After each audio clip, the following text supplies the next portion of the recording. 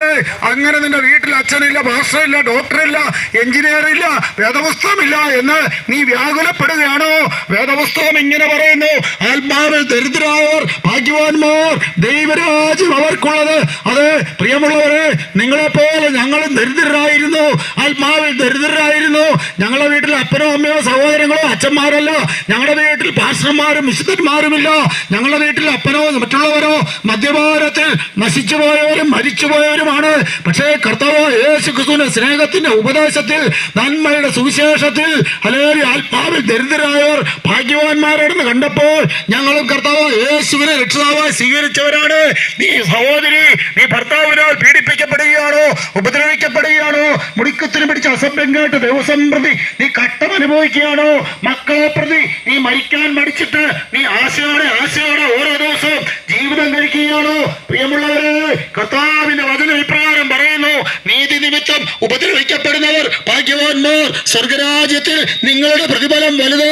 അതേ പ്രിയമുള്ളവരെ, മക്കളെ സ്നേഹിച്ച് നീ കുടുംബജീവിതത്തിന് കട്ടം മുഴുവൻ സഹിക്കുകയാണോ? ഹല്ലേലൂയ.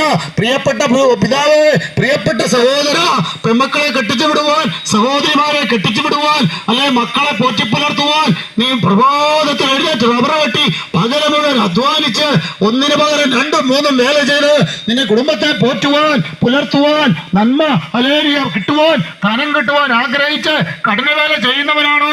ദൈവം നിന്നെ സ്നേഹിക്കുന്നു പ്രിയപ്പെട്ടവനെ. കാരണം ഉത്സാഹം മനുഷ്യന്റെ വിലയേറിയ സമ്പത്തെന്ന് ദൈവം പറഞ്ഞിരിക്കുന്നു.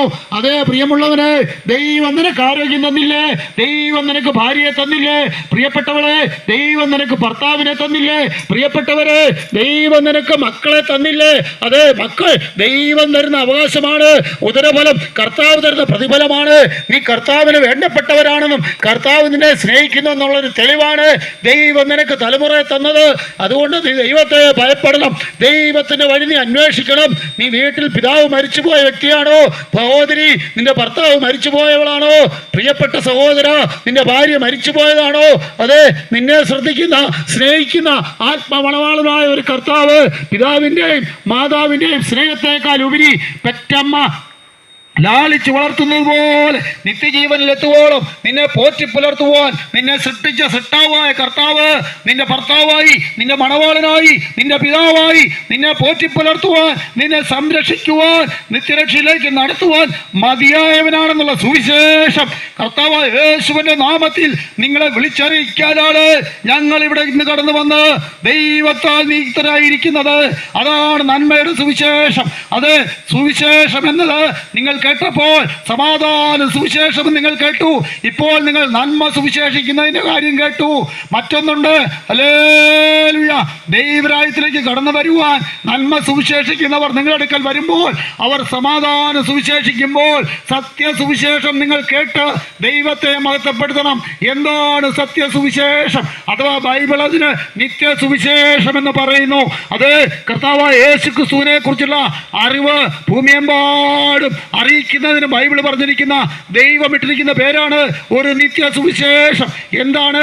സൃഷ്ടിച്ചവനേക്കാൾ സൃഷ്ടിയെ ഭജിക്കുന്നത് നിങ്ങൾ വിട്ടുതിരിയണമെന്ന് ദൈവം തന്നെ ദാസന്മാരിൽ കൂടി, ദൂതന്മാരിൽ കൂടി, പ്രവാചകന്മാരിൽ കൂടി ഭൂമി ഉണ്ടായ കാലം മുതൽ ഭൂമിയുടെ അവസാനം വരെ ചെയ്തുകൊണ്ടിരിക്കുന്നു. പ്രിയപ്പെട്ടവരെ, നീ നിന്നെ സൃഷ്ടിച്ച ദൈവത്തെക്കാൾ ഉപരി സംസാരിപ്പാൻ കഴിവില്ലാത്ത, കാണുവാൻ കഴിവില്ലാത്ത, കേൾക്കുവാൻ കഴിവില്ലാത്ത വിഗ്രഹങ്ങളുടെ മുന്നിൽ വീണ് കിടക്കരുത്. ഹല്ലേലൂയ.